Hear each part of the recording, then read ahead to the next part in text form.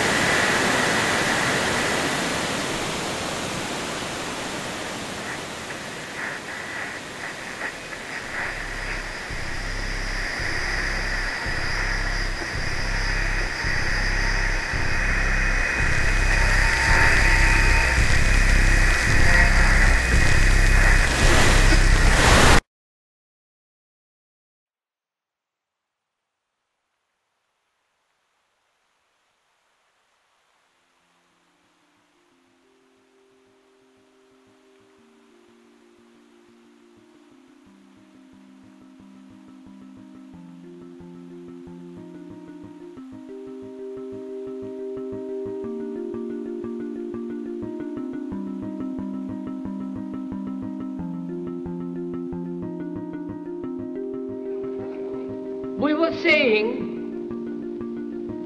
how very important it is to bring about in the human mind the radical revolution. The crisis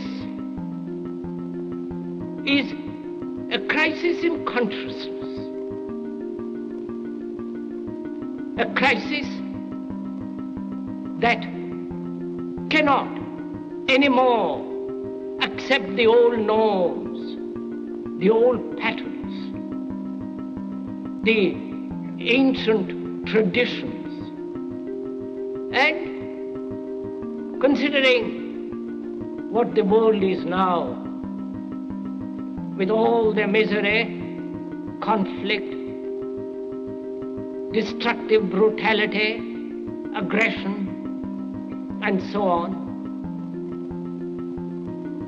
man is still as he was.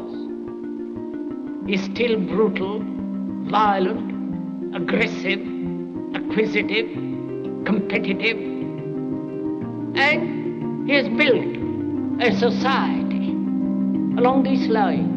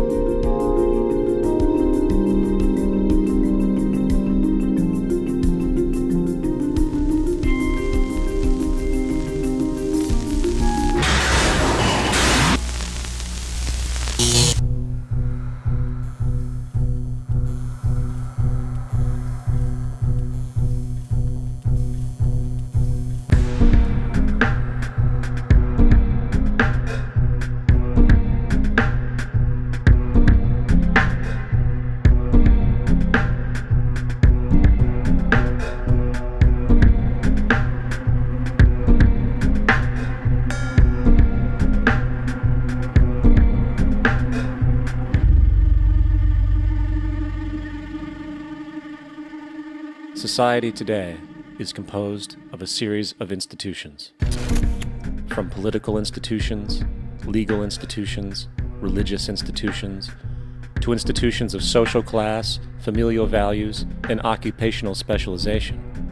It is obvious the profound influence these traditionalized structures have in shaping our understandings and perspectives. Yet, of all the social institutions we are born into, directed by, and conditioned upon, there seems to be no system as taken for granted and misunderstood as the monetary system. Taking on nearly religious proportions, the established monetary institution exists as one of the most unquestioned forms of faith there is. How money is created, the policies by which it is governed, and how it truly affects society are unregistered interests of the great majority of the population.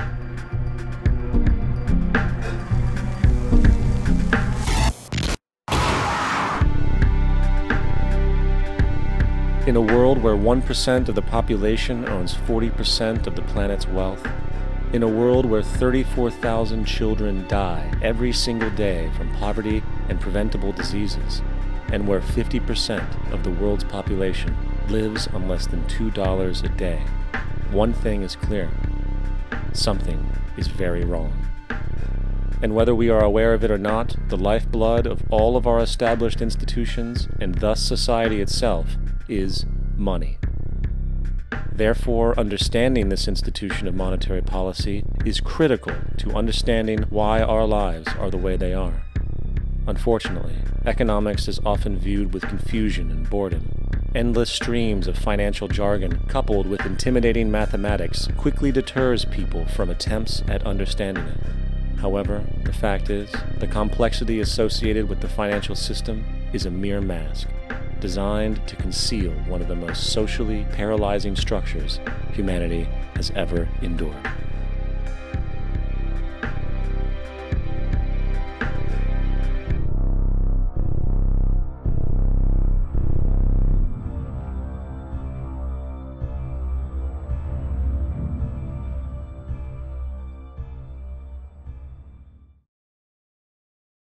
A number of years ago, the Central Bank of the United States, the Federal Reserve, produced a document entitled Modern Money Mechanics.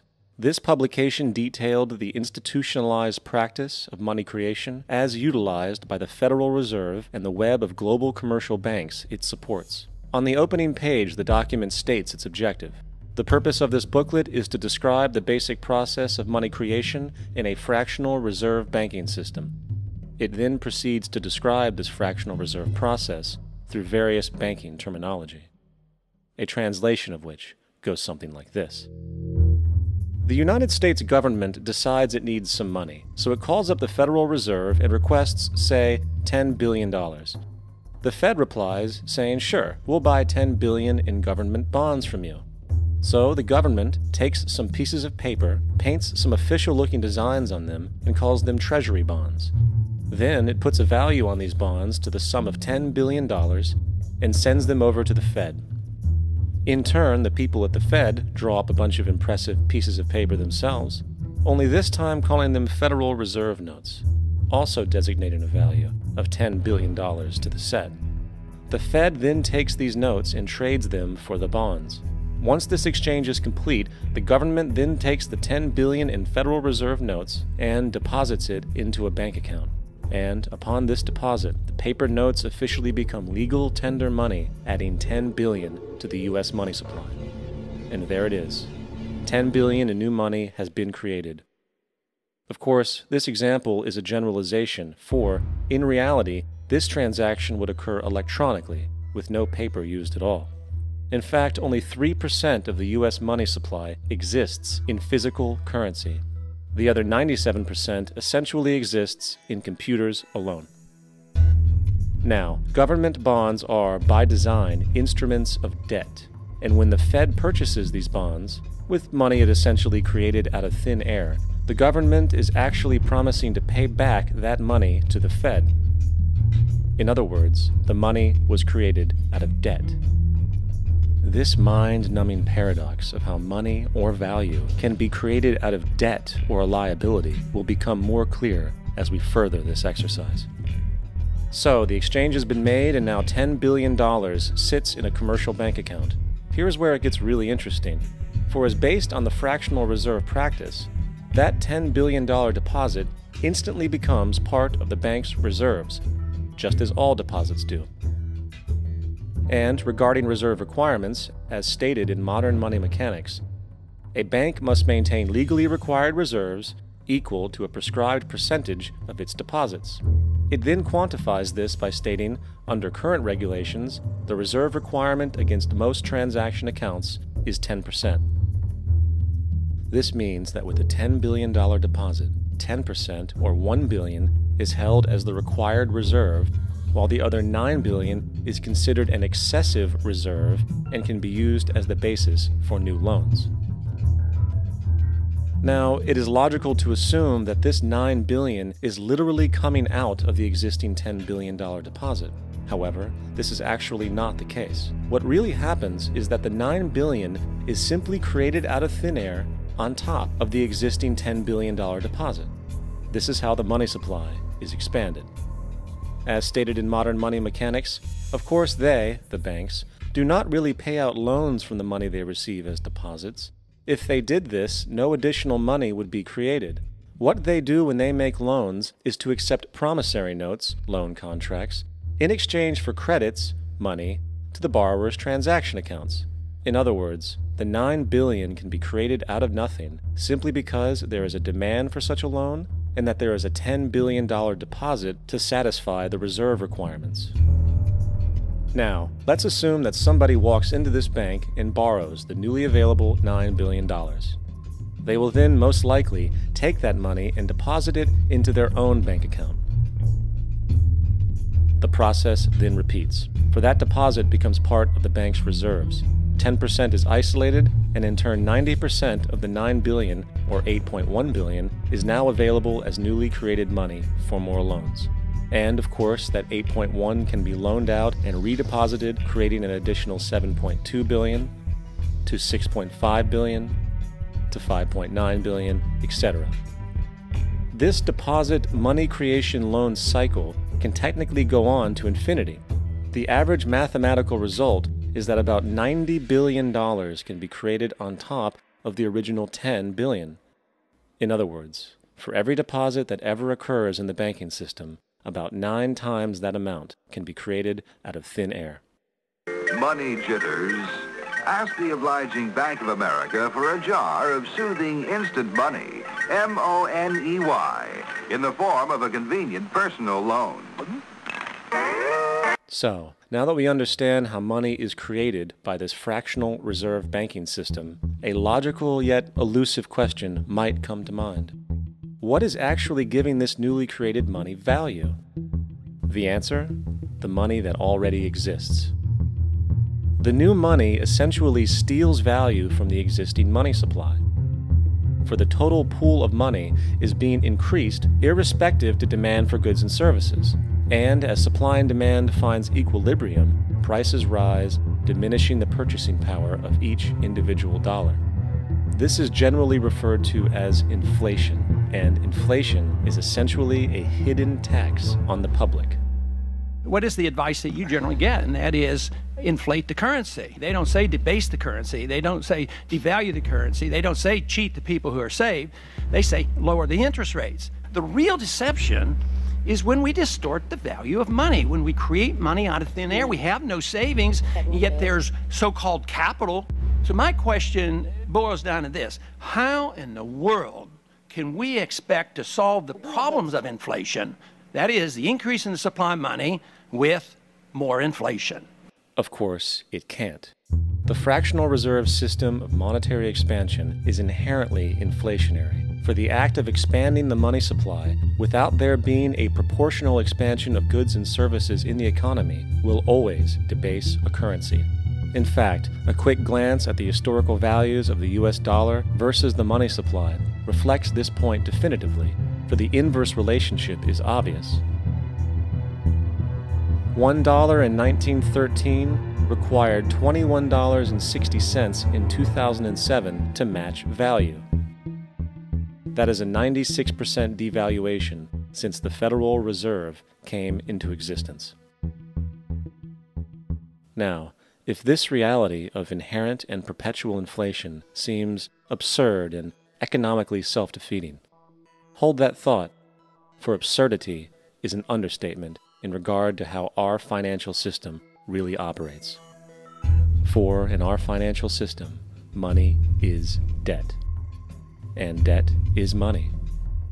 Here is a chart of the U.S. money supply from 1950 to 2006. Here is a chart of the U.S. national debt for the same period. How interesting it is that the trends are virtually the same. For the more money there is, the more debt there is. The more debt there is, the more money there is. To put it a different way, every single dollar in your wallet is owed to somebody by somebody. For remember, the only way the money can come into existence is from loans. Therefore, if everyone in the country were able to pay off all debts, including the government, there would not be $1 in circulation.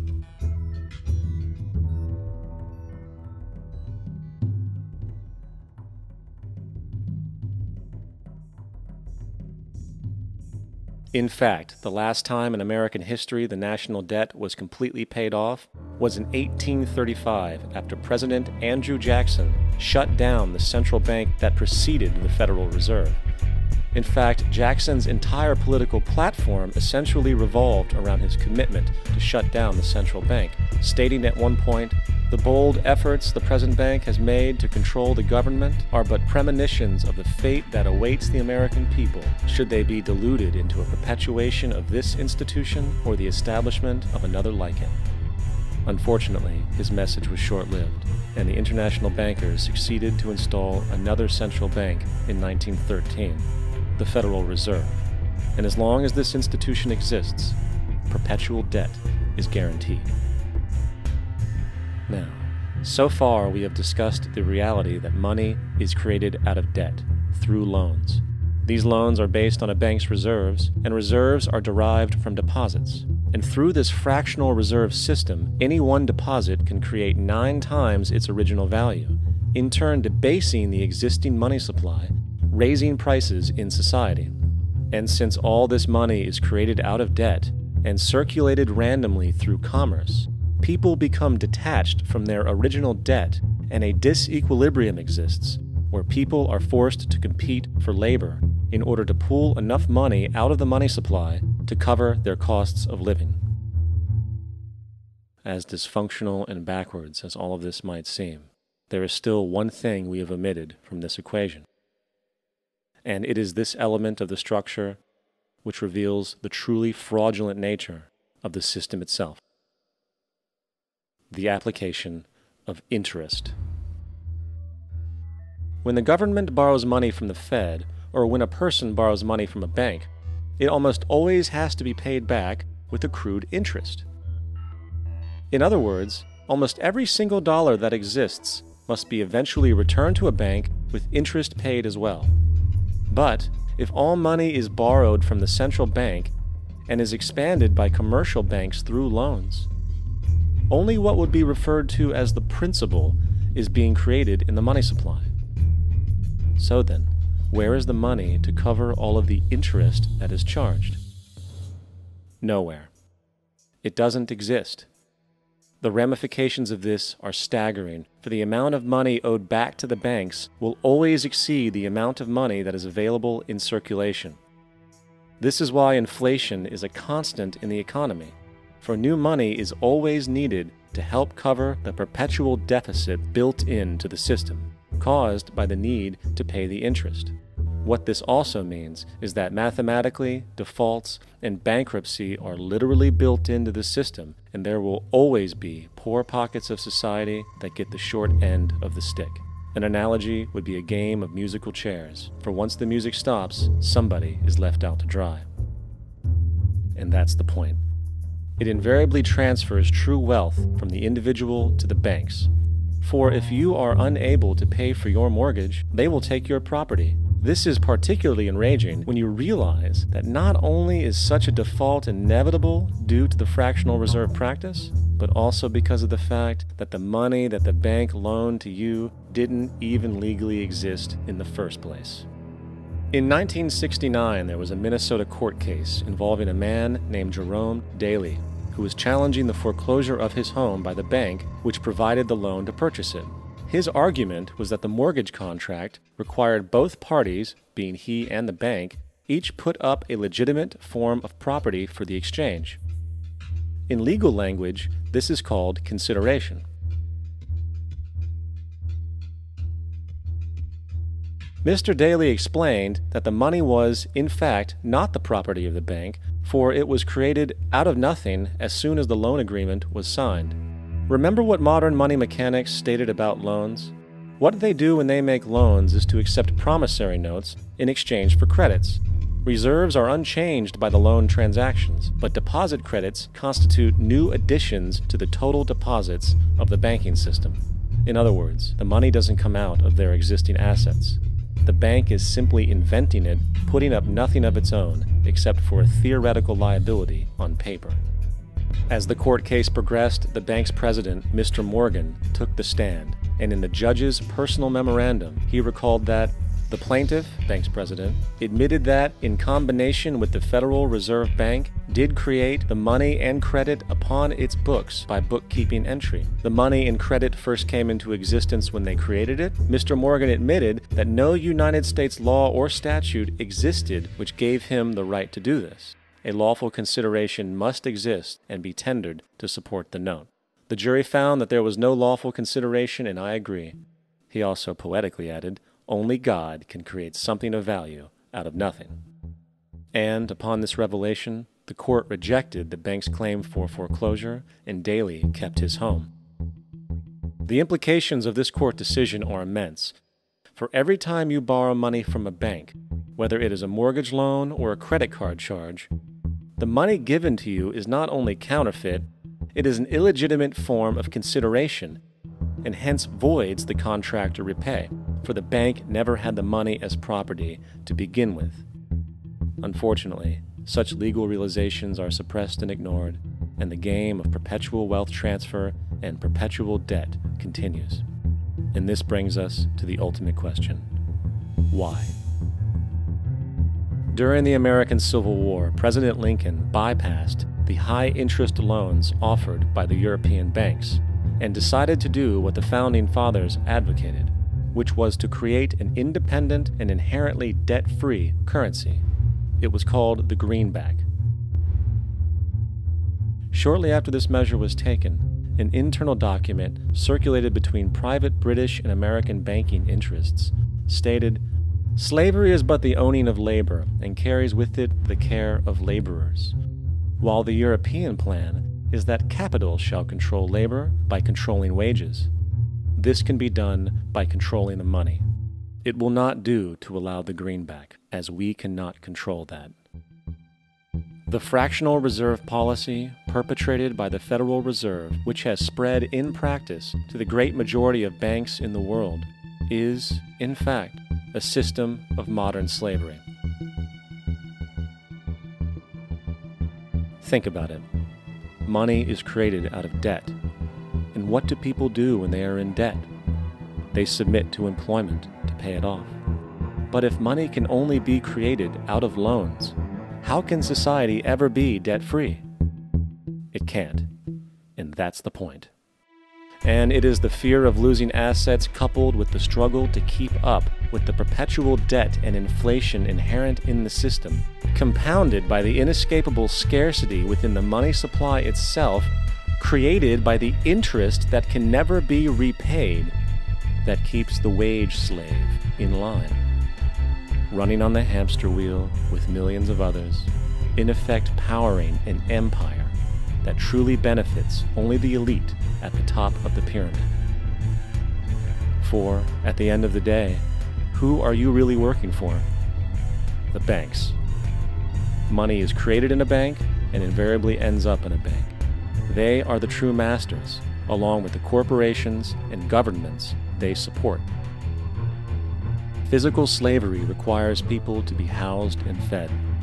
Economic slavery requires people to feed and house themselves.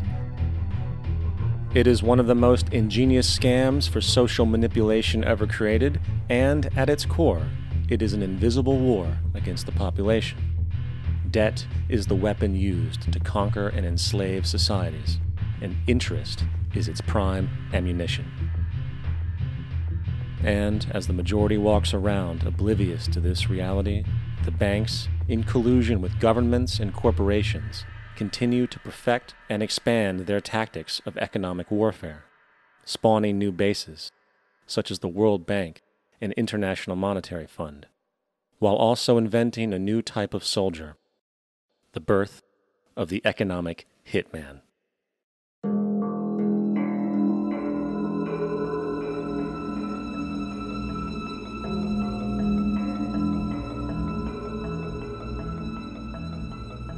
We economic hitmen really have been the ones responsible for creating this first truly global empire. And we work many different ways.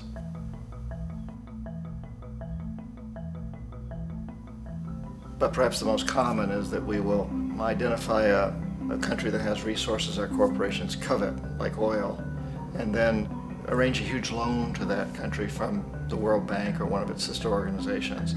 But the money never actually goes to the country. Instead, it goes to our big corporations to build infrastructure projects in that country, power plants, industrial parks, ports, things that benefit a few rich people in that country, in addition to our corporations, but really don't help the majority of the people at all. However, those people, the whole country is left holding a huge debt.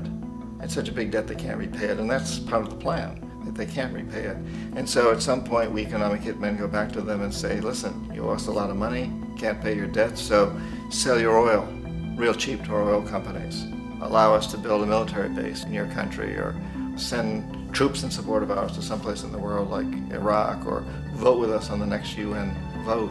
To have their electric utility company privatized and their water and sewage system privatized and sold to U.S. corporations or other multinational corporations. So there was that whole mushrooming thing, and it's so typical of the way the IMF and the World Bank work, that you put a country in debt, it's such a big debt it can't pay it, and then you offer to refinance that debt and pay even more interest.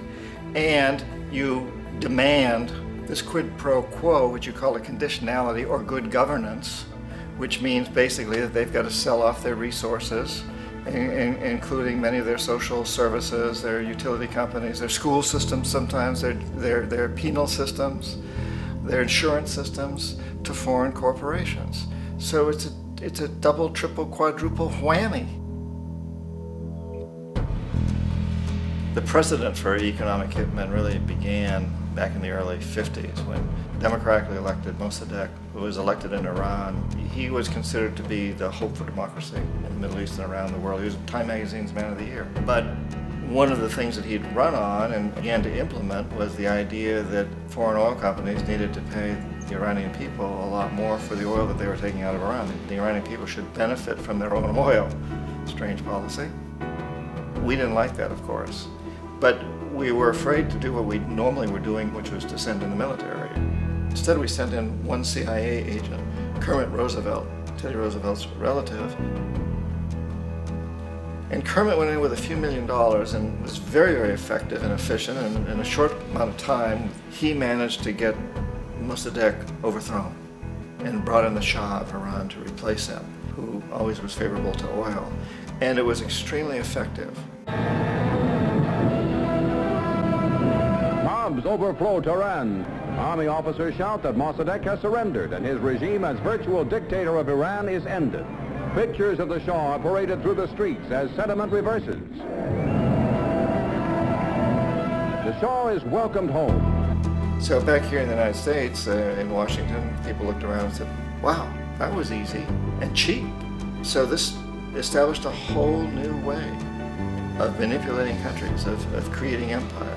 The only problem with Roosevelt was that he was a card-carrying CIA agent, and had he been caught, the ramifications could have been pretty serious. So very quickly at that point, the decision was made to use private consultants to channel the money through the World Bank or the IMF or one of the other such agencies, to bring in people like me who worked for private companies, so that if we got caught, there would be no governmental ramifications.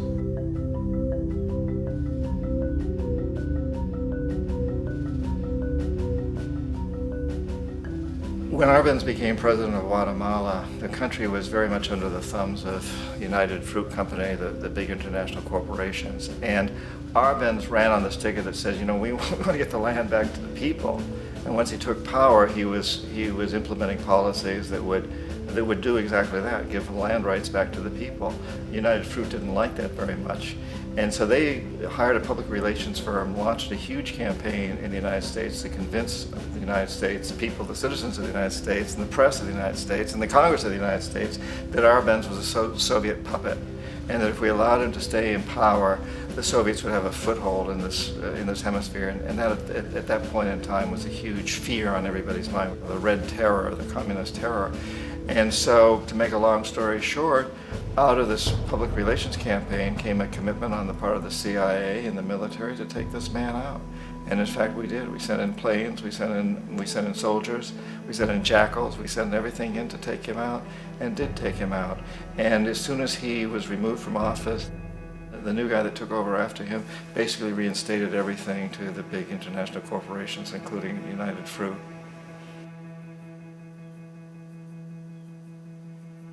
Ecuador for many, many years had been ruled by pro-US dictators, often relatively brutal. Then it was decided that they were going to have a truly democratic election. Jaime Roldos ran for office, and his main goal, he said, as president would be to make sure that Ecuador's resources were used to help the people. And he won, overwhelming, by more votes than anybody had ever won anything in Ecuador. And he began to implement these policies to make sure that the profits from oil went to help the people. Well, we didn't like that in the United States. I was sent down as one of several economic hitmen to change Roldos, to corrupt him, to bring him around, to let him know, okay, you can get very rich, you and your family, if you play our game, but if you continue to try to keep these policies you've promised, you're going to go. He wouldn't listen. He was assassinated. As soon as the plane crashed, the whole area was cordoned off.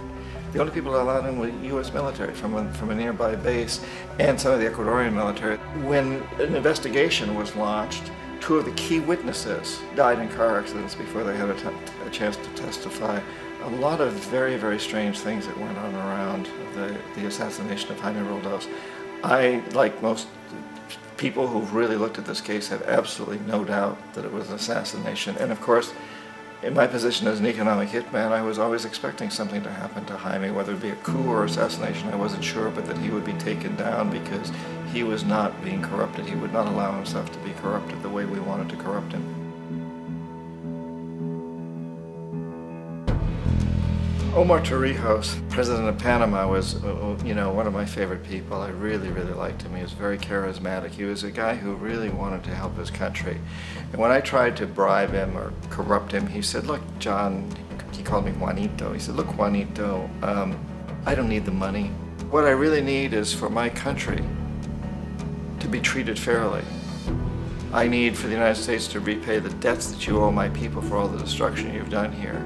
I need to be in a position where I can help other Latin American countries win their independence and be free of this terrible presence from the north that you people are exploiting us so badly. I need to have the Panama Canal back in the hands of the Panamanian people. That's what I want. And so, leave me alone. Don't try to bribe me. It was 1981, and in May, Jaime Roldos was assassinated. And Omar was very aware of this. Torrijos got his family together and he said, I'm probably next, but it's okay because I've done what I came here to do. I've renegotiated the canal. The canal will now be in our hands. He just finished negotiating the treaty with Jimmy Carter. In June of that same year, just a couple of months later, he also went down in an airplane crash, which there's no question was executed by CIA-sponsored jackals. Tremendous amount of evidence that one of Torrijos' security guards handed him at the last moment as he was getting on the plane a tape recorder, a small tape recorder that contained a bomb.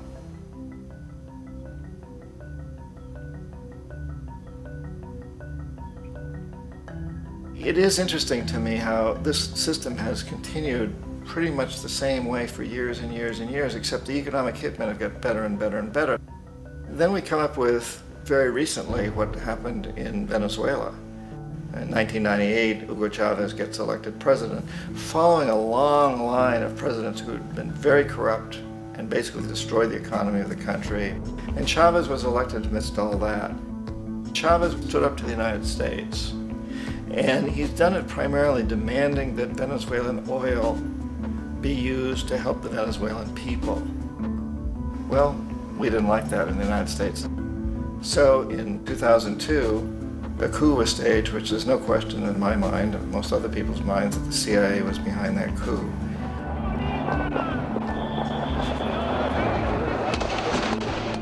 The way that coup was fomented was very reflective of what Kermit Roosevelt had done in Iran, of paying people to go out into the streets, to riot, to protest, to say this Chavez is very unpopular. You know, if you can get a few thousand people to do that, television can make it look like it's the whole country, and things start to mushroom. Except in the case of Chavez, he was smart enough, and the people were so strongly behind him that they overcame it, which was a phenomenal moment in the history of Latin America.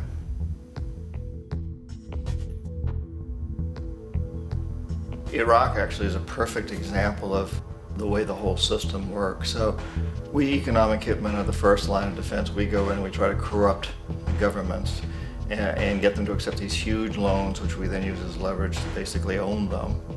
If we fail, as I failed in Panama with Omar Torrijos and in Ecuador with Jaime Roldos, men who refuse to be corrupted, then the second line of defense is we send in the jackals. And the jackals either overthrow governments or they assassinate. And once that happens and a new government comes in, and boy, it's going to toe the line because the new president knows what will happen if he doesn't. In the case of Iraq, both of those things failed. Economic hitmen were not able to get through to Saddam Hussein. We tried very hard. We tried to get him to accept a deal very similar to what the House of Saud had accepted in Saudi Arabia, but he wouldn't accept it. And so the jackals went in to take him out. They couldn't do it. His security was very good. After all, he had one time worked for the CIA. He'd been hired to assassinate a former president of Iraq and failed, but he knew the system. So in '91, we send in the troops and we take out the Iraqi military. So we assume at that point that Saddam Hussein is going to come around. We could have taken him out, of course, at that time, but we didn't want to. He's the kind of strong man we like. He controls his people. We thought he could control the Kurds and keep the Iranians in their border and keep pumping oil for us. And that once we took out his military, now he's going to come around. So the economic hitmen go back in the 90s without success. If they'd had success, he'd still be running the country. We'd be selling him all the fighter jets he wants and everything else he wants. But they couldn't, they didn't have success.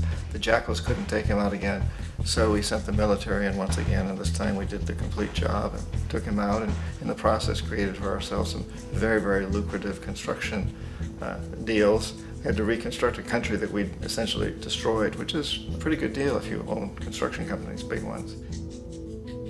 So, you know, Iraq shows the three stages. The economic hitmen failed there, the jackals failed there, and as a final measure, the military goes in. And in that way, we've really created an empire, but we've done it very, very subtly. It's clandestine. All the empires of the past were built on the military, and everybody knew they were building them. So that the British knew they were building them, the French, the Germans, the Romans, the Greeks. And they were proud of it, and they always had some excuse like spreading civilization, spreading some religion, something like that. But they knew they were doing it. We don't. The majority of the people in the United States have no idea that we're living off the benefits of a clandestine empire, that today there's more slavery in the world than ever before.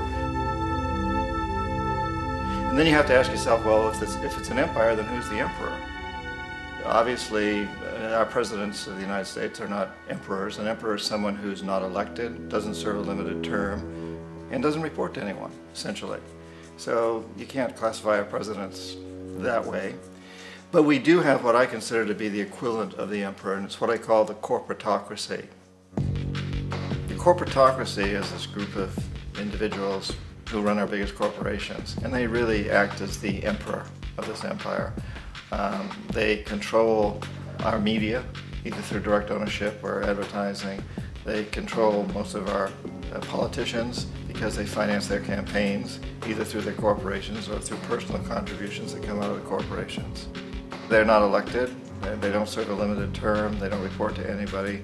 And at the very top of the corporatocracy, you really can't tell whether a person's working for a private corporation or the government because they're always moving back and forth. So, you know, you've got a guy who one moment is the president of a big construction company like Halliburton, and the next moment he's vice president of the United States, or the president who was in the oil business. And this is true whether you've got Democrats or Republicans in the office. You have the moving back and forth through the revolving door.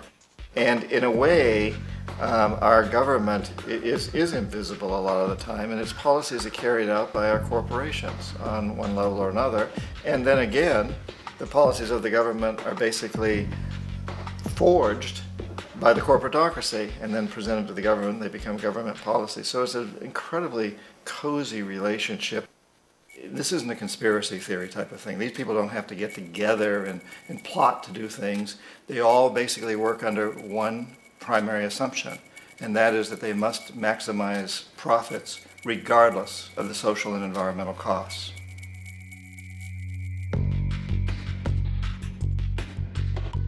This process of manipulation by the corporatocracy through the use of debt, bribery, and political overthrow is called globalization. Just as the Federal Reserve keeps the American public in a position of indentured servitude through perpetual debt, inflation, and interest, the World Bank and IMF serve this role on a global scale. The basic scam is simple. Put a country in debt either by its own indiscretion or through corrupting the leader of that country, then impose conditionalities or structural adjustment policies, often consisting of the following. Currency devaluation. When the value of a currency drops, so does everything valued in it. This makes indigenous resources available to predator countries at a fraction of their worth. Large funding cuts for social programs. These usually include education and healthcare, compromising the well-being and integrity of the society, leaving the public vulnerable to exploitation. Privatization of state-owned enterprises. This means that socially important systems can be purchased and regulated by foreign corporations for profit. For example, in 1999, the World Bank insisted that the Bolivian government sell the public water system of its third largest city to a subsidy of the U.S. corporation Bechtel. As soon as this occurred, water bills for the already impoverished local residents skyrocketed. It wasn't until after a full-blown revolt by the people that the Bechtel contract was nullified. Then there is trade liberalization, or the opening up of the economy through removing any restrictions on foreign trade. This allows for a number of abusive economic manifestations, such as transnational corporations bringing in their own mass-produced products, undercutting the indigenous production and ruining local economies. An example is Jamaica, which, after accepting loans and conditionalities from the World Bank, lost its largest cash crop markets due to competition with Western imports. Today, countless farmers are out of work, for they are unable to compete with the large corporations. Another variation is the creation of numerous seemingly unnoticed, unregulated, inhumane sweatshop factories, which take advantage of the imposed economic hardship. Additionally, due to production deregulation, environmental destruction is perpetual, as a country's resources are often exploited by the indifferent corporations while outputting large amounts of deliberate pollution. The largest environmental lawsuit in the history of the world today is being brought on behalf of 30,000 Ecuadorian Amazonian people against Texaco, which is now owned by Chevron. So today it's against Chevron, but for activities conducted by Texaco. Estimated to be more than 18 times what the Exxon Valdez dumped into the coast of Alaska. In the case of Ecuador, it wasn't an accident. The oil companies did it intentionally. They knew they were doing it to save money out there rather than arranging for proper disposal.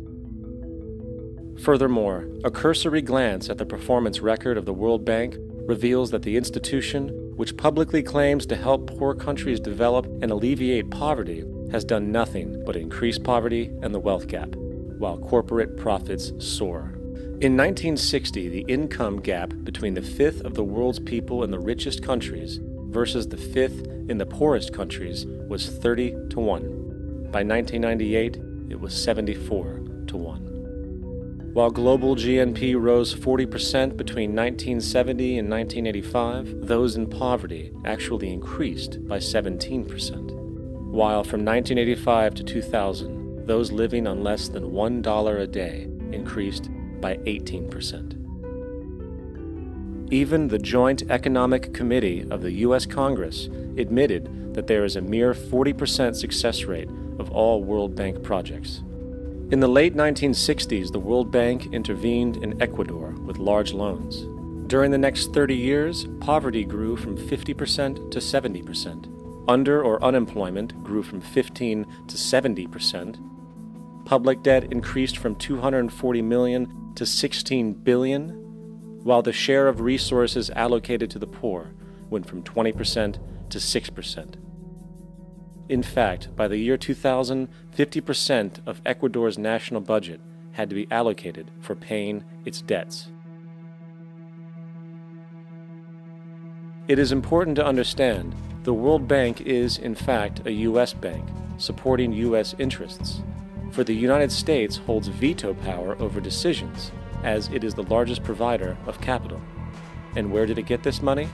You guessed it, it made it out of thin air through the fractional reserve banking system.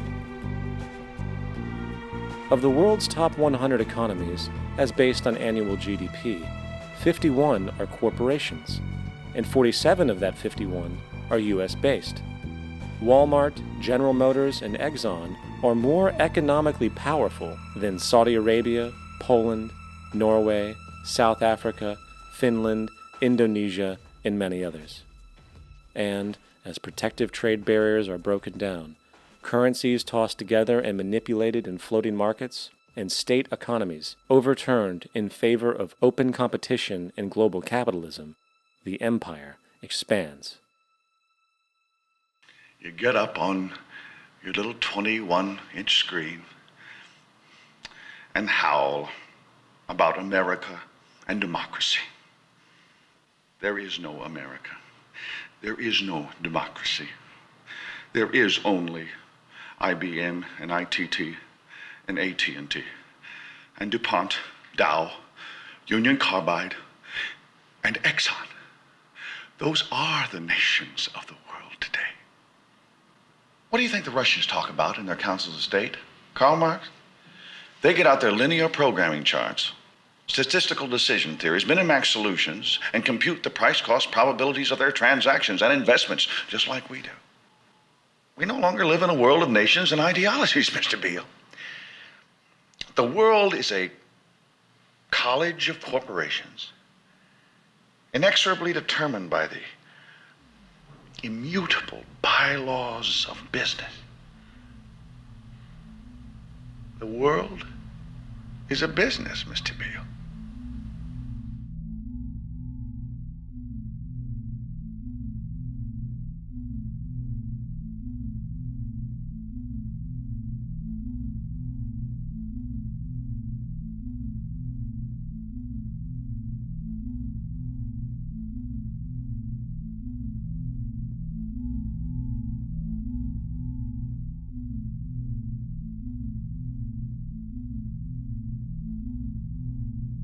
The world is being taken over by a handful of business powers who dominate the natural resources we need to live while controlling the money we need to obtain these resources.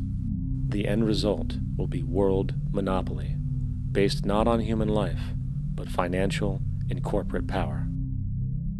And as the inequality grows, naturally more and more people are becoming desperate. So the establishment was forced to come up with a new way to deal with anyone who challenges the system. So they gave birth to the terrorist. The term terrorist is an empty distinction, designed for any person or group who chooses to challenge the establishment. This isn't to be confused with the fictional Al-Qaeda, which was actually the name of a computer database for the US-supported Mujahideen in the 1980s.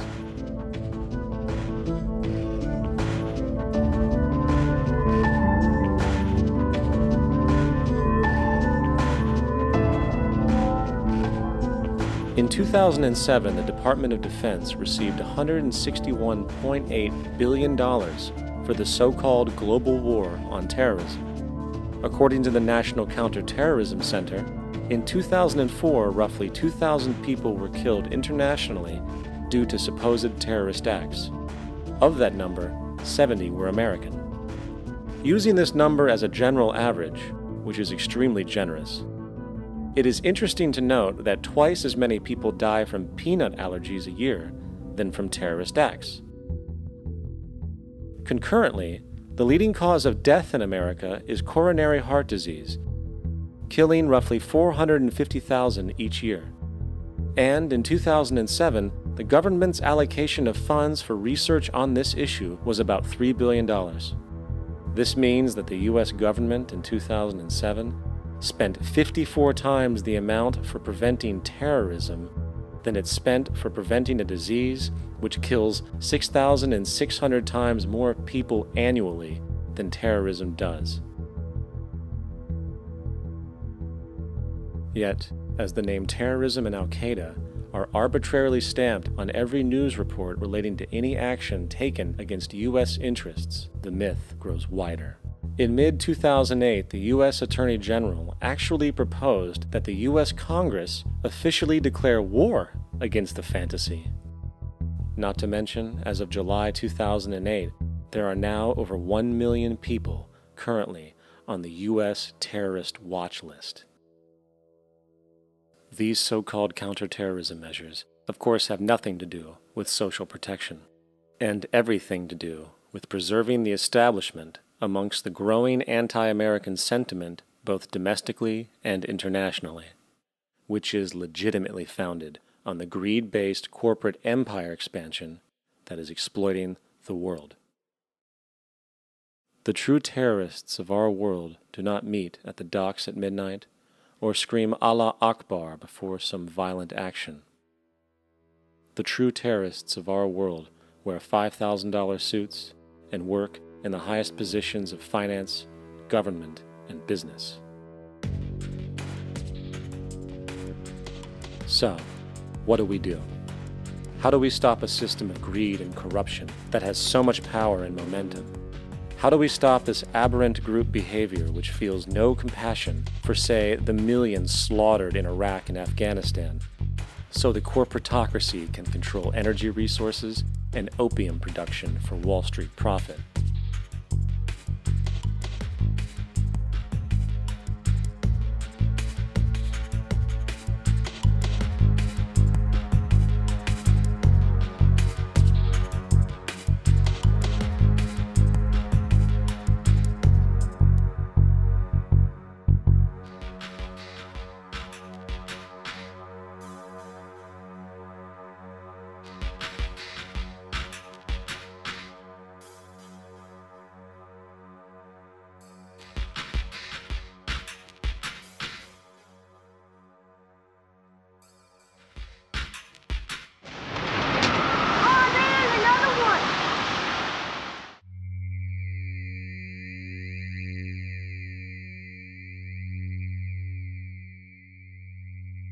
How do we stop a system of greed and corruption that condemns poor populations to sweatshop slavery for the benefit of Madison Avenue? Or that engineers false flag terror attacks for the sake of manipulation? Or that generates built-in modes of social operation which are inherently exploitative? Or that systematically reduces civil liberties and violates human rights in order to protect itself from its own shortcomings? How do we deal with the numerous covert institutions, such as the Council on Foreign Relations, the Trilateral Commission, and the Bilderberg Group, and other undemocratically elected groups which, behind closed doors, collude to control the political, financial, social, and environmental elements of our lives? In order to find the answer, we must first find the true underlying cause. For the fact is, the selfish, corrupt, power, and profit-based groups are not the true source of the problem. They are symptoms.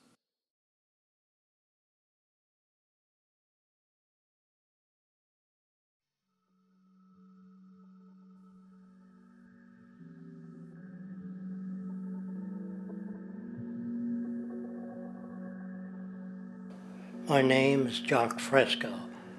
I'm an industrial designer and a social engineer. I'm very much interested in society and developing a system that might be sustainable for all people. First of all, the word corruption is a monetary invention. That aberrant behavior that's disruptive to the well-being of people, Well, you're dealing with human behavior. And human behavior appears to be environmentally determined, meaning if you were raised by the Seminole Indians as a baby, never saw anything else, you'd hold that value system. And this goes for nations, it goes for individuals, for families. They try to indoctrinate their children to their particular faith and their country and make them feel like they're part of that. And they build a society which they call established. They establish a workable point of view and tend to perpetuate that, whereas all societies are really emergent, not established. And so they fight new ideas that would interfere with the establishment. Governments try to perpetuate that which keeps them in power. People are not elected to political office to change things. They're put there to keep things the way they are. So you see, the basis of corruption is in our society. Let me make it clear. All nations, then, are basically corrupt because they tend to uphold existing institutions. I don't mean to uphold or downgrade all nations, but communism, socialism, fascism, the free enterprise system, and all other subcultures are the same. They are all basically corrupt. The most fundamental characteristic of our social institutions is the necessity for self-preservation. Whether dealing with a corporation, a religion, or a government, the foremost interest is to preserve the institution itself. For instance, the last thing an oil company would ever want is the utilization of energy that was outside of its control, for it makes that company less relevant to society. Likewise, the Cold War and the collapse of the Soviet Union was, in reality, a way to preserve and perpetuate the established economic and global hegemony of the United States. Similarly, religions condition people to feel guilty for natural inclinations, each claiming to offer the only path to forgiveness and salvation. At the heart of this institutional self-preservation lies the monetary system, for it is money that provides the means for power and survival. Therefore, just as a poor person might be forced to steal in order to survive, it is a natural inclination to do whatever is needed to continue an institution's profitability. This makes it inherently difficult for profit-based institutions to change, for it puts in jeopardy not only the survival of large groups of people, but also the coveted materialistic lifestyles associated with affluence and power. Therefore, the paralyzing necessity to preserve an institution, regardless of its social relevance, is largely rooted in the need for money or profit.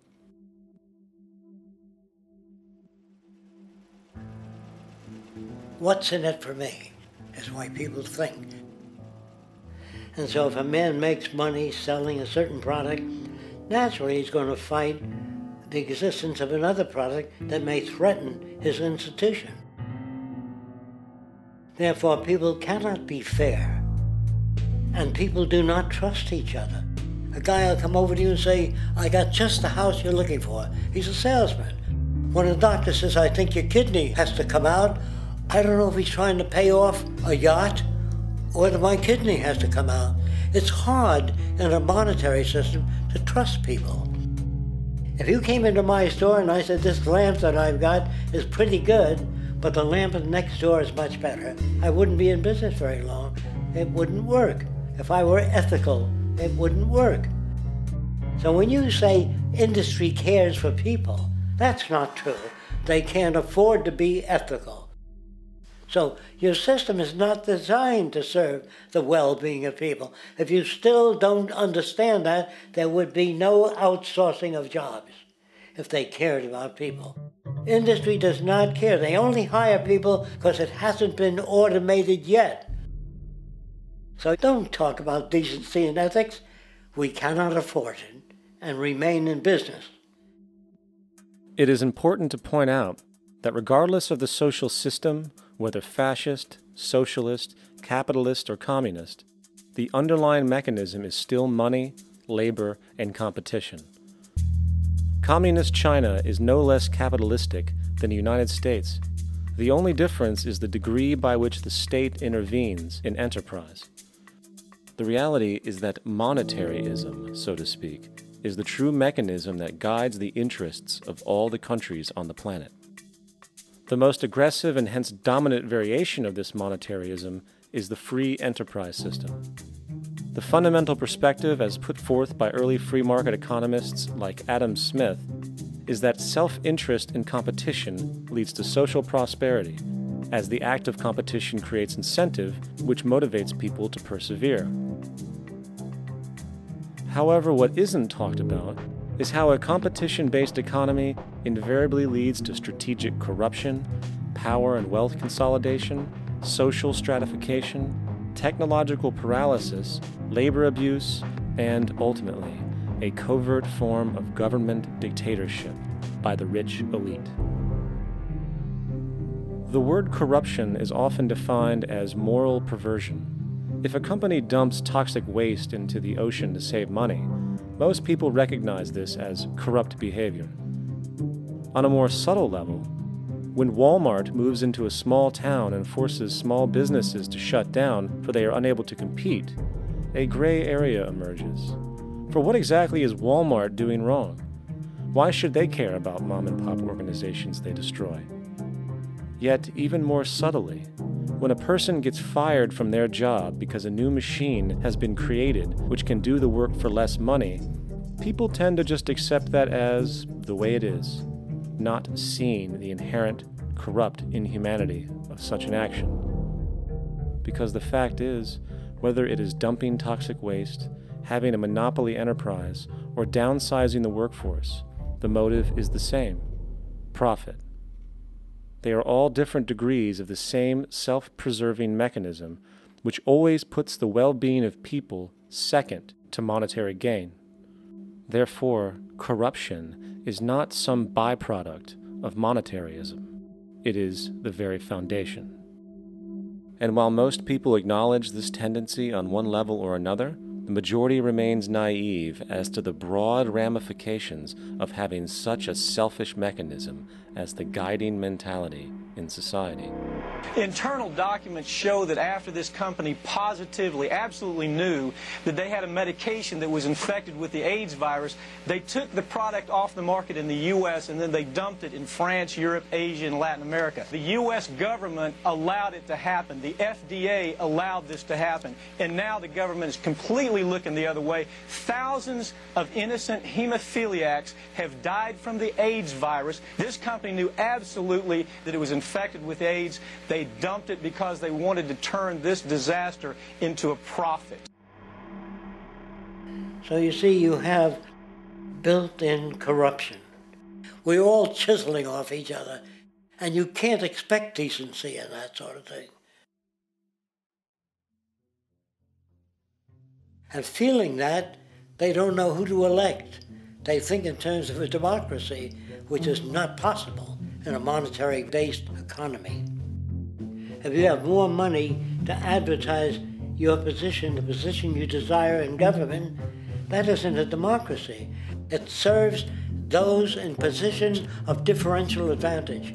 So it's always a dictatorship of the elitists, the financially wealthy.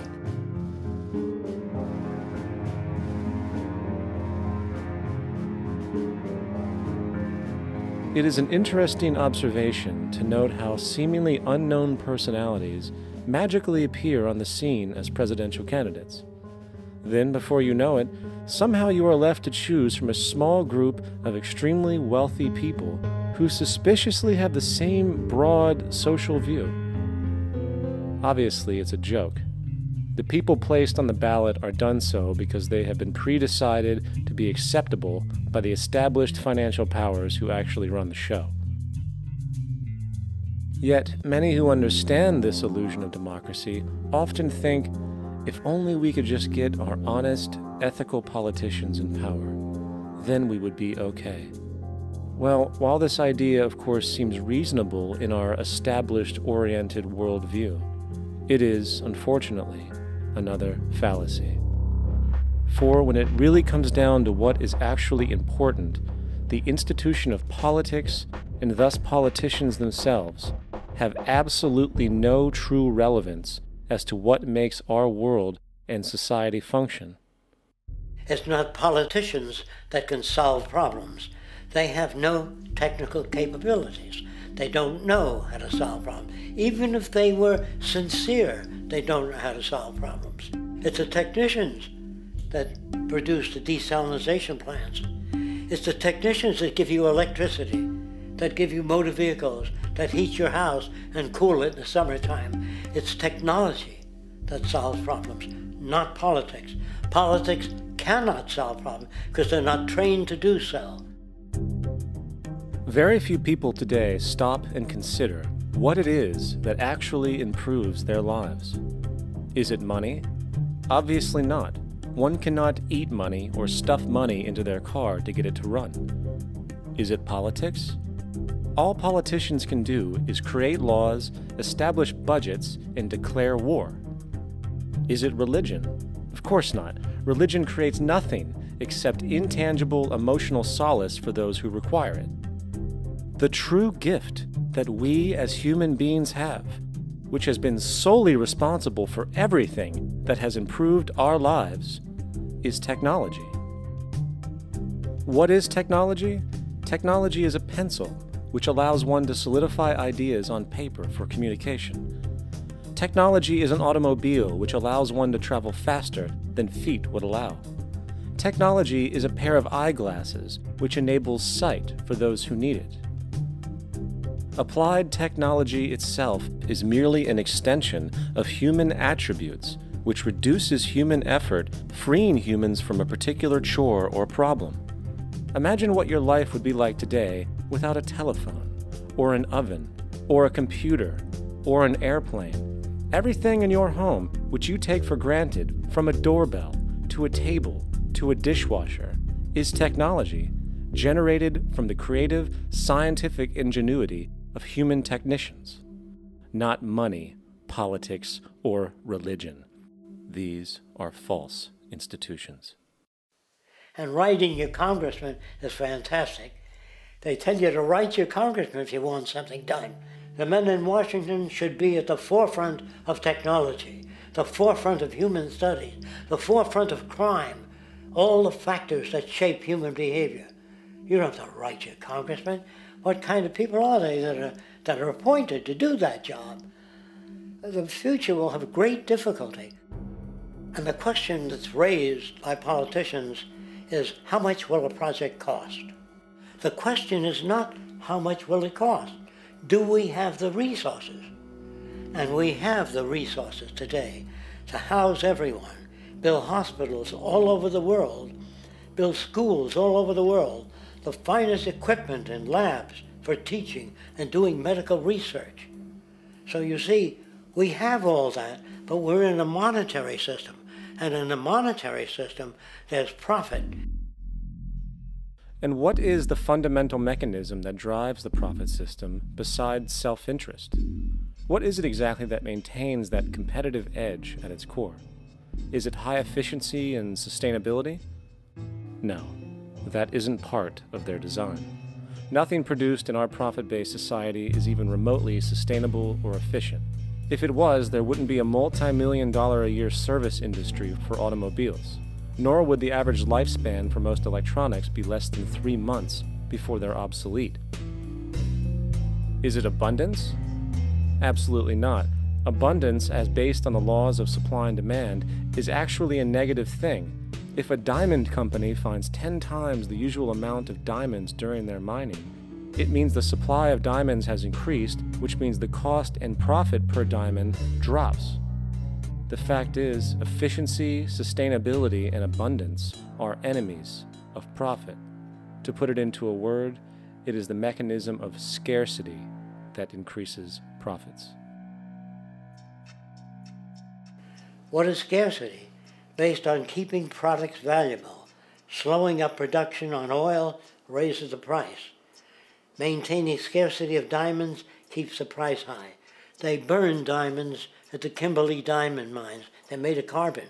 That keeps the price up. So then, what does it mean for society when scarcity, either produced naturally or through manipulation, is a beneficial condition for industry. It means that sustainability and abundance will never ever occur in a profit system, for it simply goes against the very nature of the structure. Therefore, it is impossible to have a world without war or poverty. It is impossible to continually advance technology to its most efficient and productive states. And, most dramatically, it is impossible to expect human beings to behave in truly ethical or decent ways.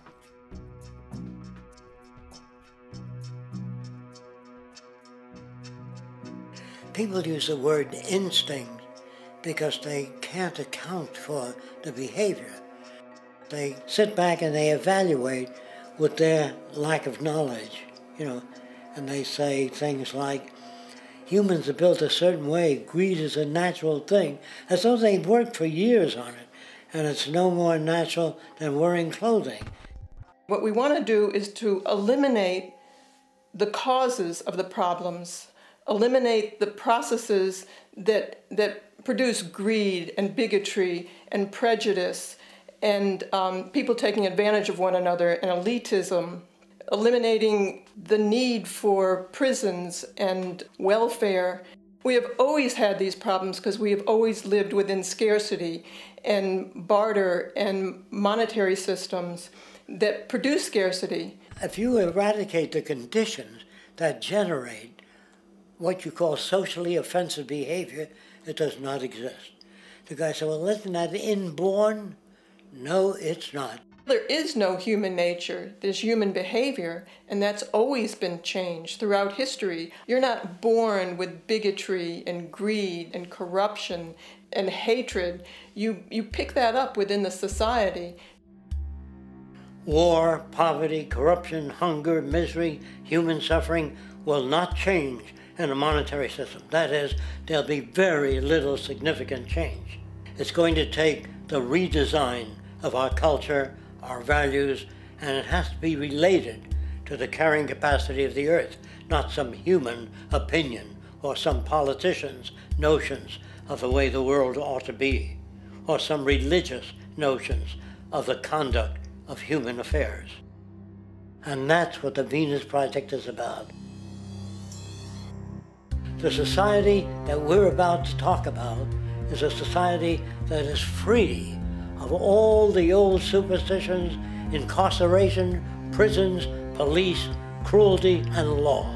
All laws will disappear, and the professions will disappear that are no longer valid, such as stockbrokers, bankers, advertising, gone forever, because it's no longer relevant. When we understand that it is technology devised by human ingenuity which frees humanity and increases our quality of life, we then realize that the most important focus we can have is on the intelligent management of the Earth's resources. For it is from these natural resources we gain the materials to continue our path of prosperity. Understanding this, we then see that money fundamentally exists as a barrier to these resources, for virtually everything has a financial cost. And why do we need money to obtain these resources? Because of real or assumed scarcity. We don't usually pay for air and tap water because it is in such high abundance, selling it would be pointless. So then, logically speaking, if resources and technologies applicable to creating everything in our societies, such as houses, cities, and transportation, were in high enough abundance, there would be no reason to sell anything.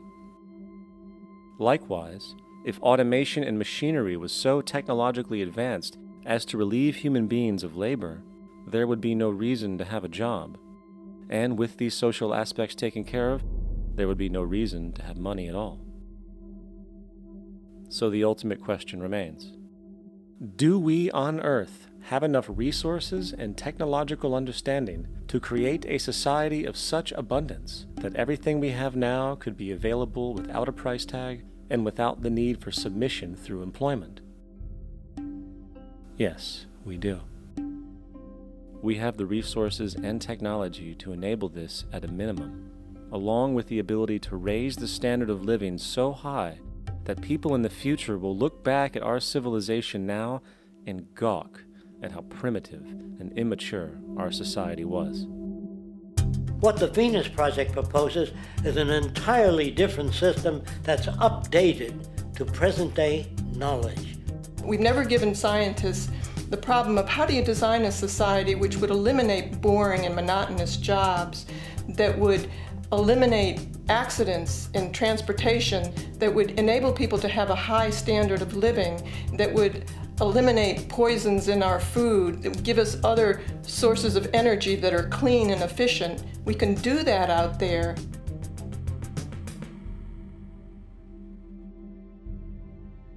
The major difference between a resource-based economy and a monetary system is that a resource-based economy is really concerned with people and their well-being, where a monetary system has become so distorted that the concerns of the people are really secondary, if they're there at all. The products that are turned out are for how much money you can get. If there is a problem in society and you can't earn money from solving that problem, then it won't be done. The resource-based economy is really not close to anything that's been tried. And with all our technology today, we can create abundance. It could be used to improve everyone's lifestyle. Abundance all over the world if we use our technology wisely and maintain the environment. It's a very different system, and it's very hard to talk about because the public is not that well enough informed as to the state of technology.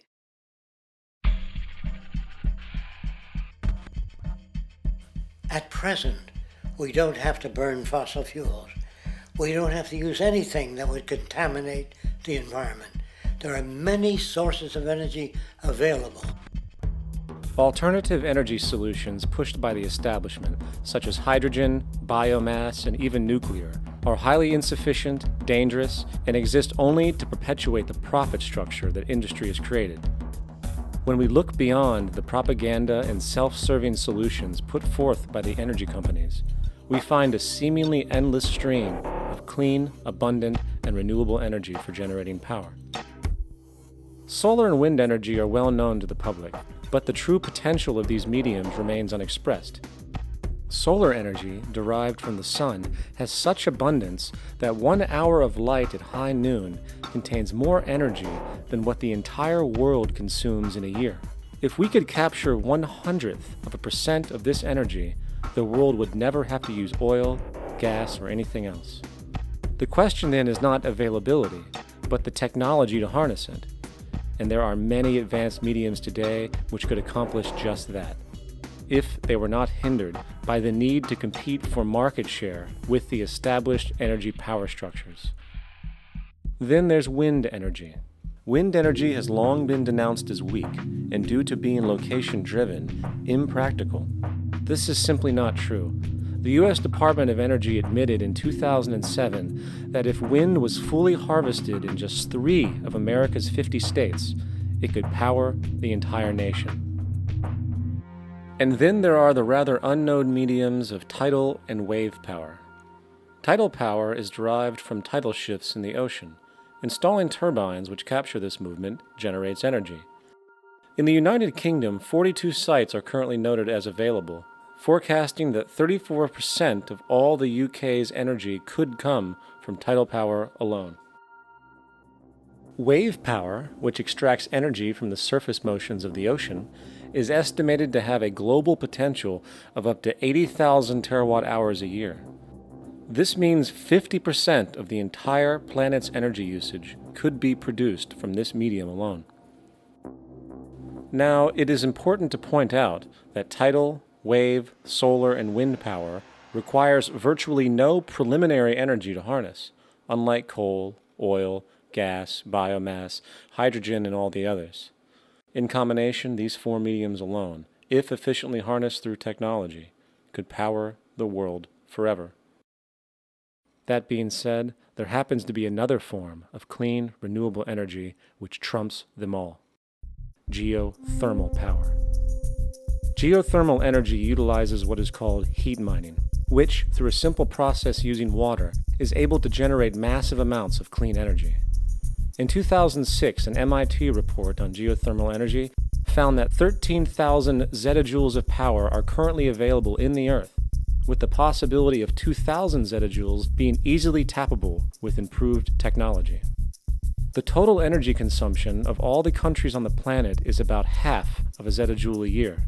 This means about 4,000 years of planetary power could be harnessed in this medium alone.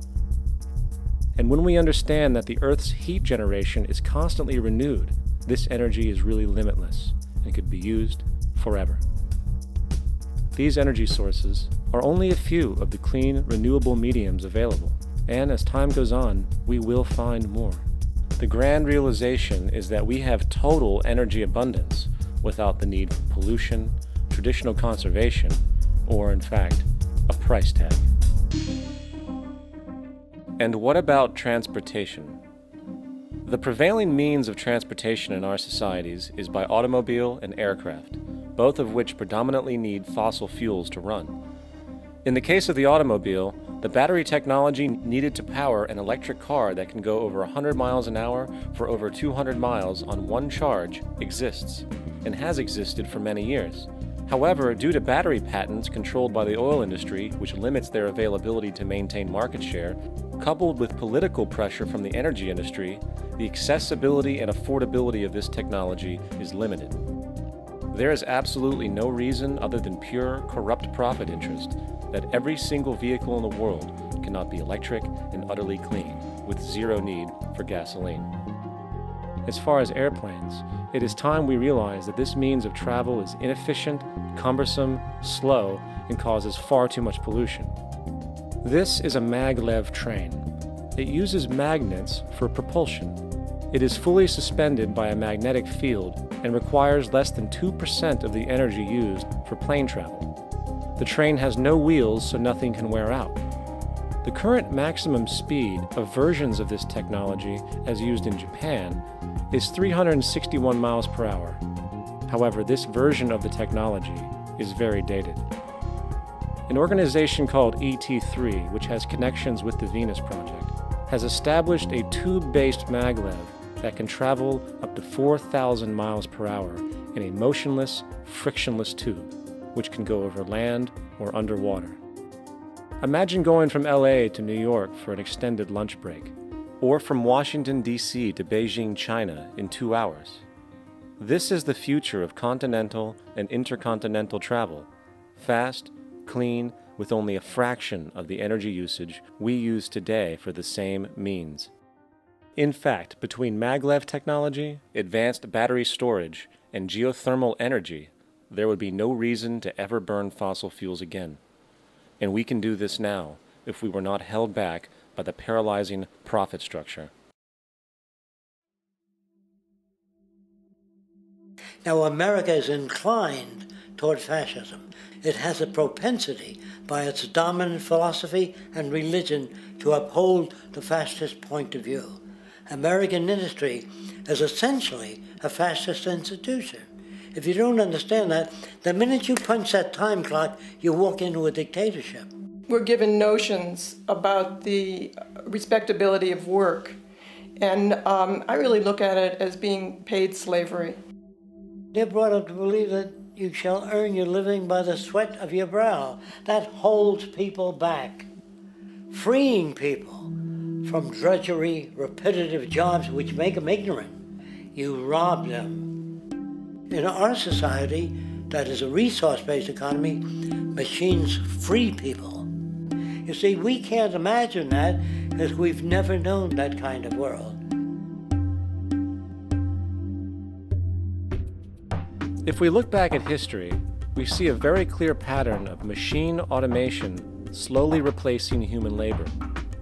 From the disappearance of the elevator man to the near full automation of an automobile production plant, the fact is, as technology grows, the need for humans in the workforce will continually be diminished. This creates a serious clash, which proves the falseness of the monetary-based labor system. For human employment is in direct competition with technological development. Therefore, given the fundamental priority of profit by industry, People, through time, will be continually laid off and replaced by machine. When industry takes on a machine, instead of shortening the workday, they downsize. You lose your job. So you have a right to fear machines. In a high-technology, resource-based economy, it is conservative to say that about 90% of all current occupations could be phased out by machines, freeing humans to live their life without servitude, for this is the point of technology itself. And through time, with nanotechnology and other highly advanced forms of science, it is not far-fetched to see how even complex medical procedures could be performed by machines as well, and based on the pattern, with much higher success rates than humans get today. The path is clear, but our monetary-based structure, which requires labor for income, blocks this progress, for humans need jobs in order to survive. The bottom line is that this system must go, or we will never be free, and technology will be constantly paralyzed. We have machines that clean out sewers. It frees a human being from doing that. So look at machines as extensions of human performance. Furthermore, many occupations today will have simply no basis to exist in a resource-based economy, such as anything associated with the management of money, advertising, along with the legal system itself. For without money, a great majority of the crimes that are committed today would never occur. Virtually all forms of crime are a consequence of the monetary system, either directly or by neuroses inflicted through financial deprivation. Therefore, laws themselves could eventually become extinct. Instead of putting up a sign, drive carefully, slippery when wet, put abrasive in the highway so it's not slippery when wet. And if a person gets in a car that's drunk and the car oscillates a great deal, there's a little pendulum that swings up and back, and that'll pull the car over to the side. Not a law. Solution. Put sonar and radar in automobiles so they can't hit one another. Man-made laws are attempts to deal with occurring problems, and not knowing how to solve them, they make a law. In the United States, the most privatized, capitalist country on the planet, it should come as no surprise that it also has the largest prison population in the world, growing every year. Statistically, most of these people are uneducated and come from poor, deprived societies. And, contrary to propaganda, it is this environmental conditioning which lures them into criminal and violent behavior. However, society looks the other way in regard to this point. The legal and prison systems are just more examples of how our society avoids examining the root causes of behavior. Billions are spent each year on prisons and police, while only a fraction is spent on programs for poverty, which is one of the most fundamental variables responsible for crime to begin with. And as long as we have an economic system which prefers and in fact creates scarcity and deprivation, crime will never go away.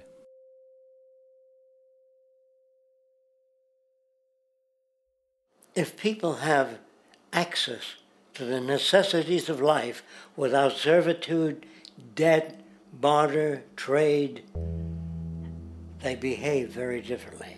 You want all these things available without a price tag. Now then, you gotta have a price tag. Well, what'll motivate people? Man gets everything he wants, he just lay around in the sun. This is the myth they perpetuate. People in our culture are trained to believe that the monetary system produces incentive. If they have access to things, why should they want to do anything? They will lose their incentive. That's what you're taught to support the monetary system. When you take money out of the scenario, there would be different incentives, very different incentives. When people have access to the necessities of life, their incentives change. What about the moon and the stars? New incentives arise. If you make a painting that you enjoy, you will enjoy giving it to other people, not selling it.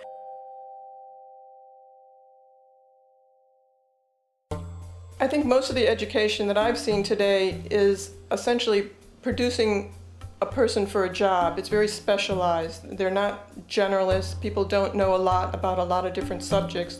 I don't think you could get people to go to war if they knew a lot about a lot of things. I think education is mostly rote, and they're not taught how to solve problems. They're not given the tools emotionally or within their own field of how to do critical thinking. A resource-based economy, the education would be very different. Our society's major concern is mental development and to motivate each person to their highest potential. Because our philosophy is the smarter people are, the richer the world, because everybody becomes a contributor.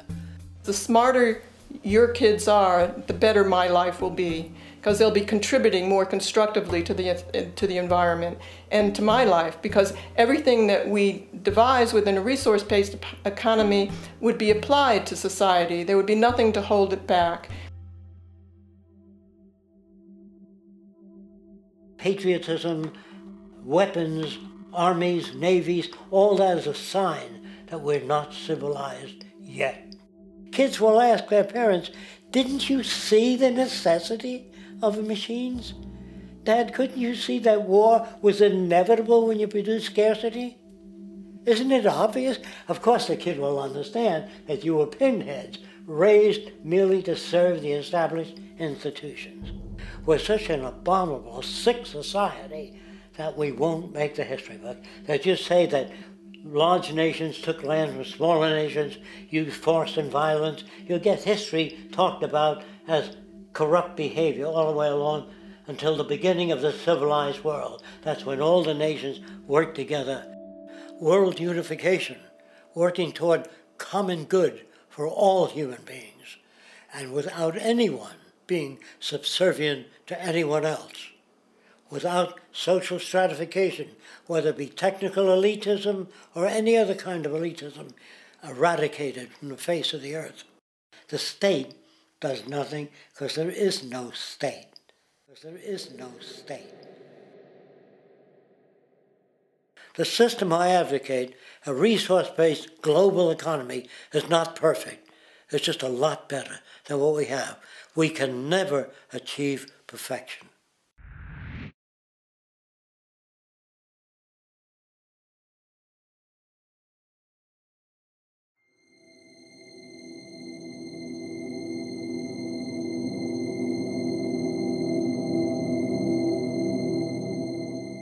The social values of our society, which has manifested in perpetual warfare, corruption, oppressive laws, social stratification, irrelevant superstitions, environmental destruction, and a despotic, socially indifferent, profit-oriented ruling class, is fundamentally the result of a collective ignorance of two of the most basic insights humans can have about reality: the emergent and symbiotic aspects of natural law. The emergent nature of reality is that all systems, whether it is knowledge, society, technology, philosophy, or any other creation, will, when uninhibited, undergo fluid, perpetual change. What we consider commonplace today, such as modern communication and transportation, would have been unimaginable in ancient times. Likewise, the future will contain technologies, realizations, and social structures that we cannot even fathom in the present. We have gone from alchemy to chemistry, from a geocentric universe to a heliocentric, from believing that demons were the cause of illness to modern medicine. This development shows no sign of ending, and it is this awareness that aligns us and leads us on a continuous path to growth and progress. Static, empirical knowledge does not exist. Rather, it is the insight of the emergence of all systems we must recognize. This means we must be open to new information at all times, even if it threatens our current belief system and hence identities. Sadly, society today has failed to recognize this, and the established institutions continue to paralyze growth by preserving outdated social structures. Simultaneously, the population suffers from a fear of change, for their conditioning assumes a static identity, and challenging one's belief system usually results in insult and apprehension, for being wrong is erroneously associated with failure, when, in fact, to be proven wrong should be celebrated, for it is elevating someone to a new level of understanding, furthering awareness. The fact is, there is no such thing as a smart human being, for it is merely a matter of time before their ideas are updated, changed, or eradicated. And this tendency to blindly hold on to a belief system, sheltering it from new, possibly transforming information, is nothing less than a form of intellectual materialism. The monetary system perpetuates this materialism not only by its self-preserving structures, but also through the countless number of people who have been conditioned into blindly and thoughtlessly upholding these structures, therefore becoming self-appointed guardians of the status quo. Sheep, which no longer need a sheepdog to control them, for they control each other by ostracizing those who step out of the norm. This tendency to resist change and uphold existing institutions for the sake of identity, comfort, power, and profit is completely unsustainable and will only produce further imbalance, fragmentation, distortion, and invariably, destruction. It's time to change. From hunters and gatherers to the agricultural revolution to the industrial revolution, the pattern is clear. It is time for a new social system which reflects the understandings we have today. The monetary system is a product of a period of time where scarcity was a reality. Now, with the age of technology, it is no longer relevant to society. Gone with the aberrant behavior it manifests. Likewise, dominant worldviews, such as theistic religion, operate with the same social irrelevancy. Islam, Christianity, Judaism, Hinduism, and all of the others exist as barriers to personal and social growth, for each group perpetuates a closed worldview, and this finite understanding that they acknowledge is simply not possible in an emergent universe. Yet, religion has succeeded in shutting down the awareness of this emergence by instilling the psychological distortion of faith upon its followers, where logic and new information is rejected in favor of traditionalized, outdated beliefs.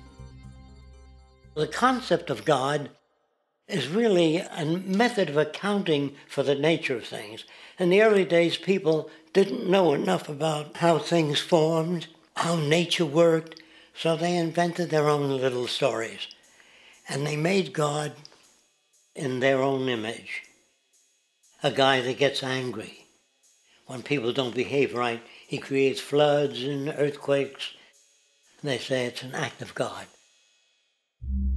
A cursory glance at the suppressed history of religion reveals that even the foundational myths themselves are emergent culminations, developed through influence over time. For example, a cardinal doctrine of the Christian faith is the death and resurrection of Christ. This notion is so important that the Bible itself states, "And if Christ be not risen, then is our preaching vain, and your faith is also vain." Yet it is very difficult to take this account literally, for not only is there no primary source denoting this supernatural event in secular history, awareness of the enormous number of pre-Christian saviors who also died and were resurrected immediately puts the story in mythological territory by association. Early church figures such as Tertullian went to great lengths to break these associations, even claiming that the devil caused the similarities to occur, stating in the 2nd century, "The devil, whose business is to pervert the truth, mimics the exact circumstance of the divine sacraments.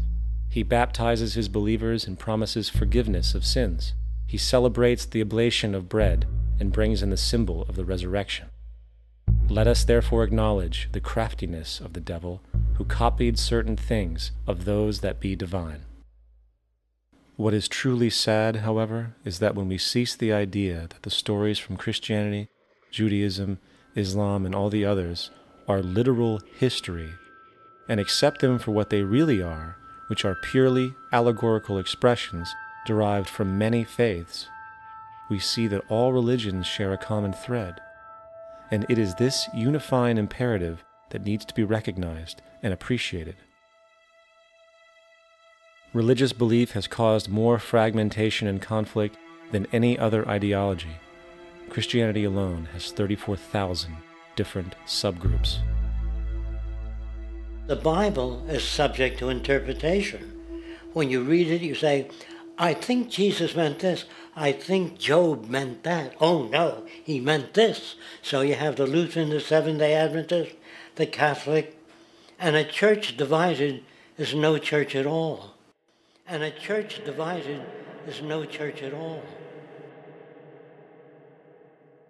And this point on division, which is a trademark of all theistic religions, brings us to our second failure of awareness, the false assumption of separation through the rejection of the symbiotic relationship of life. Apart from the understanding that all natural systems are emergent, where all notions of reality will be constantly developed, altered, and even eradicated, we must also understand that all systems are, in fact, invented fragments, merely for the sake of conversation. For there is no such thing as independence in nature. The whole of nature is a unified system of interdependent variables, each a cause and a reaction, existing only as a concentrated whole. You don't see the plug connected to the environment, so it looks like we're free, wandering around. Take the oxygen away, we all die immediately. Take plant life away, we die. And without the sun, all the plants die. So we are connected. We really must take into account the totality. This isn't just a human experience on this planet. This is a total experience. And we know we can't survive without plants and animals. We know we can't survive without the four elements, And so when are we going to really start taking that into account? That's what it is to be successful. Success depends on how well we relate to everything around us. I'm very aware of the fact that my grandson cannot possibly hope to inherit a sustainable, peaceful, stable, socially just world unless every child today growing up in Ethiopia, in Indonesia, in Bolivia, in Palestine, in Israel also has that same expectation. You got to take care of the whole community or you're going to have serious problems. And now we have to see that the whole world is the community and we must all take care of each other that way. And it's not just a community of human beings. It's a community of plants and animals and elements. And we really need to understand that. That's what's going to bring us joy, too, and pleasure. That's what's missing in our lives right now. We can call it spirituality, but the fact of the matter is joy comes from that bliss of connectedness. That's our God spirit. That's that side of ourselves that really feels it. And you can feel it deep inside you. It's this amazing, wonderful feeling. And you know it when you get it. You don't get it from money. You get it from connection. Now, if that isn't a hazard to this country, how are we going to keep building nuclear weapons? You know what I mean? What's going to happen to the arms industry when we realize we're all one? It's going to fuck up the economy. The economy that's fake anyway. The economy that's fake anyway. The economy that's fake anyway. The economy that's fake anyway. The economy that's fake anyway. Which would be a real bummer. You can see why the government's cracking down on the idea of experiencing unconditional love.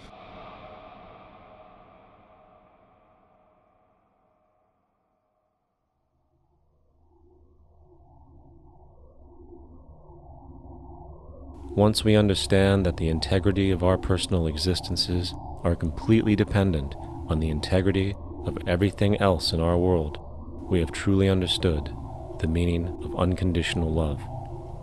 For love is extensionality, and seeing everything as you and you as everything can have no conditionalities. For, in fact, we are all everything at once. If it's true that we're all from the center of a star, every atom in each of us from the center of a star, then we're all the same thing. Even a Coke machine or a cigarette butt in the street in Buffalo is made out of atoms that came from a star. They've all been recycled thousands of times, as have you and I. And therefore, it's only me out there. So what is there to be afraid of? What is there that needs solace seeking? Nothing. There's nothing to be afraid of because it's all us. The trouble is we have been separated by being born and given a name and an identity and being individuated. We've been separated from the oneness, and that's what religion exploits, that people have this yearning to be part of the overall one again. So they exploit that. They call it God. They say he has rules. And I think it's cruel. I think you can do it absent religion.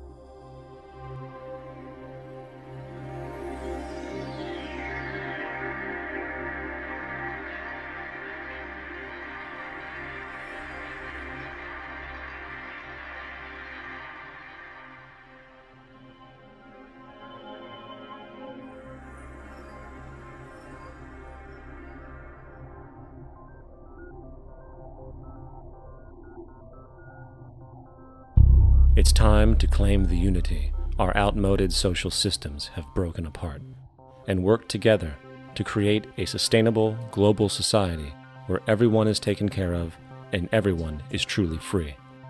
Your personal beliefs, whatever they may be, are meaningless when it comes to the necessities of life. Every human being is born naked, needing warmth, food, water, shelter. Everything else is auxiliary. Therefore, the most important issue at hand is the intelligent management of the Earth's resources. This can never be accomplished in a monetary system, for the pursuit of profit is the pursuit of self-interest, and therefore imbalance is inherent. Simultaneously, politicians are useless, for our true problems in life are technical, not political.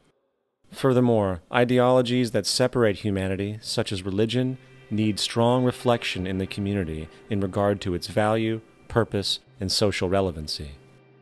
Hopefully, through time, religion will lose its materialism and basis in superstition and move into the useful field of philosophy. The fact is, society today is backwards, with politicians constantly talking about protection and security rather than creation, unity, and progress. The U.S. alone now spends about $500 billion annually on defense. That is enough to send every high school senior in America to a four-year college. In the 1940s, the Manhattan Project produced the first true weapon of mass destruction. This program employed 130,000 people at an extreme financial cost.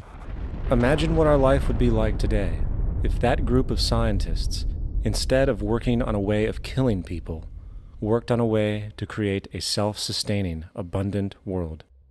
Life today would be very, very different if that was their goal. Instead of weapons of mass destruction, it is time to unleash something much more powerful. Weapons of mass creation. Our true divinity is in our ability to create, and armed with the understanding of the symbiotic connections of life, while being guided by the emergent nature of reality, there is nothing we cannot do or accomplish. Of course, we face strong barriers in the form of established power structures that refuse to change. At the heart of these structures is the monetary system.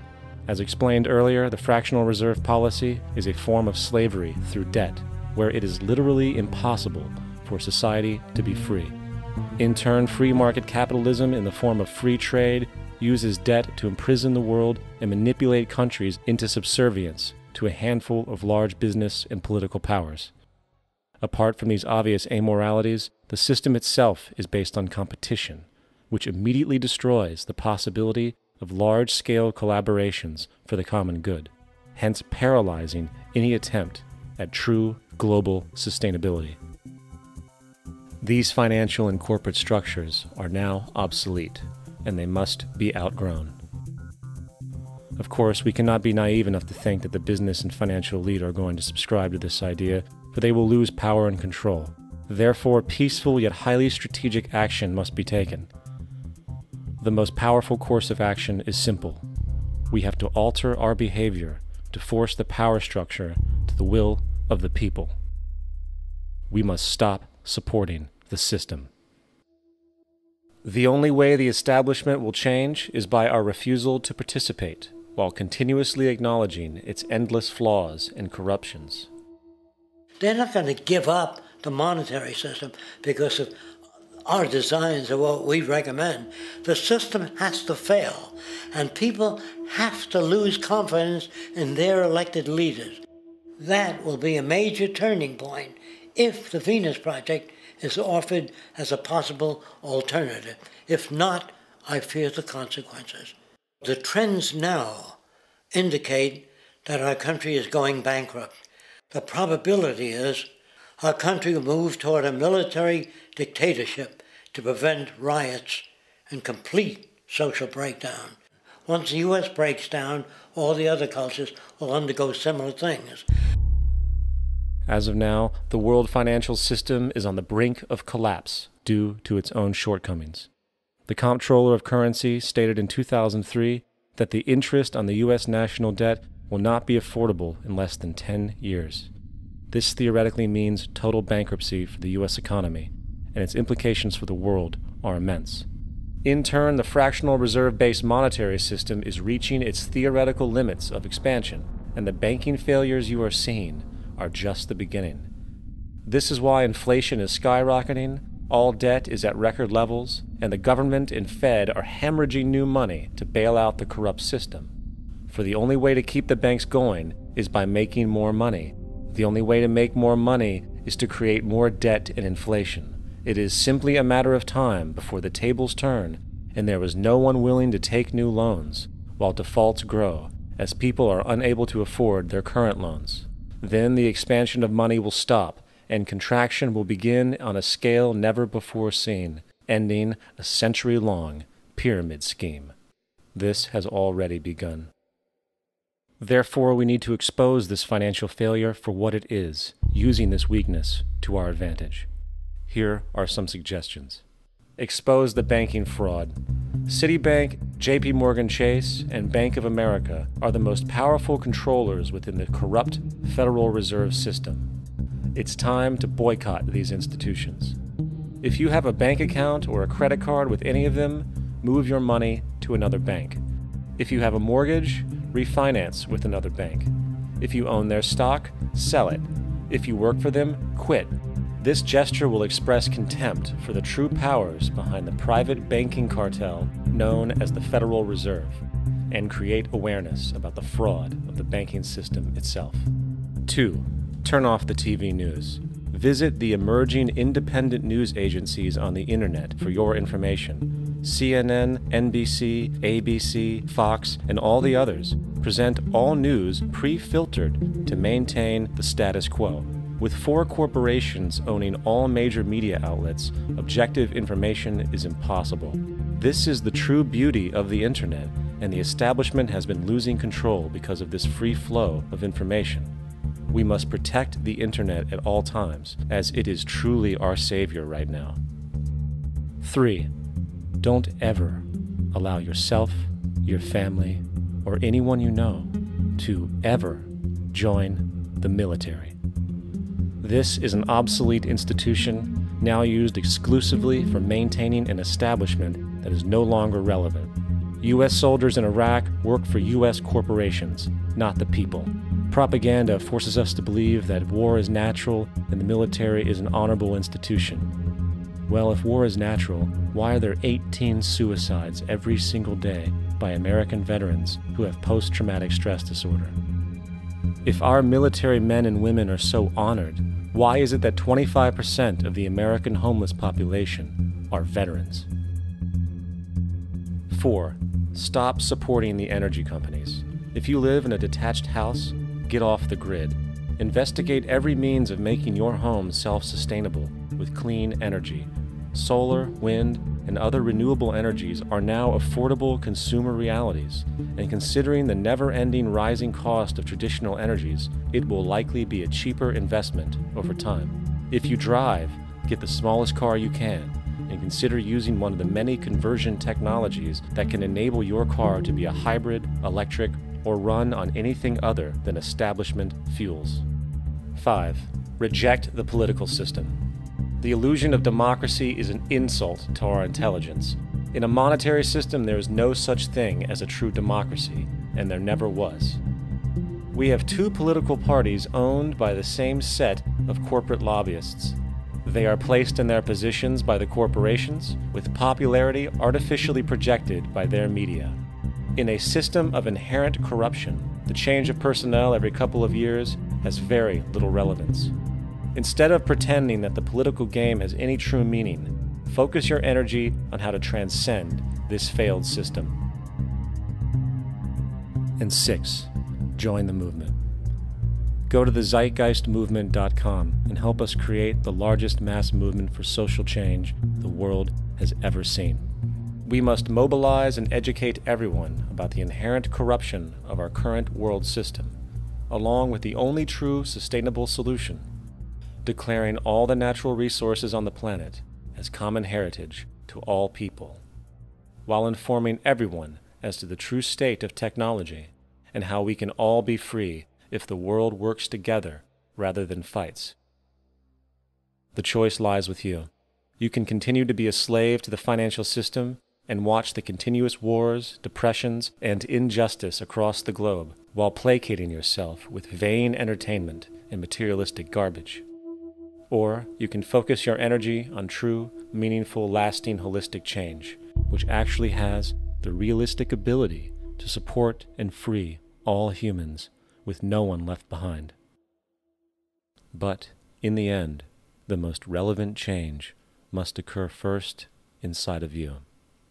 The real revolution is the revolution of consciousness, and each one of us first needs to eliminate the divisionary, materialistic noise we have been conditioned to think is true, while discovering, amplifying, and aligning with the signal coming from our true empirical oneness. It is up to you. What we are trying in all these discussions and talks here is to see if we cannot radically bring about a transformation of the mind. Not accept things as they are, but to understand it, to go into it, to examine it, give your heart and your mind with everything that you have to find out a way of living differently.